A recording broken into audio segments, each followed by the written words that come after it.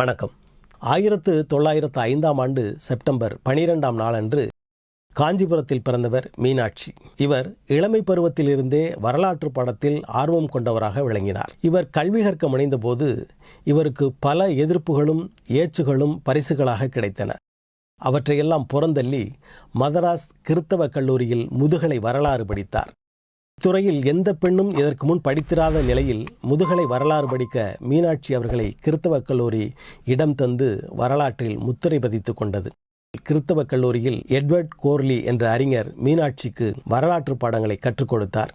பின்னர் ஆய்வுகளை மேற்கொண்டு 1934ஆம் ஆண்டு மதராஸ் மாகாணத்தின் முதல் முனைவர் பட்டம் பெற்றார் மீனாட்சி. 1938ஆம் ஆண்டு மீனாட்சி ஆய்வு செய்து எழுதிய பல்லவர்கள் நிர்வாகம், பல்லவர் ஆட்சி காலத்தில் சமூக வாழ்க்கை போன்ற ஆய்வுகளை புத்தகமாக தொகுத்து வெளியிட்டது மதராஸ் பல்கலைக்கழகம்.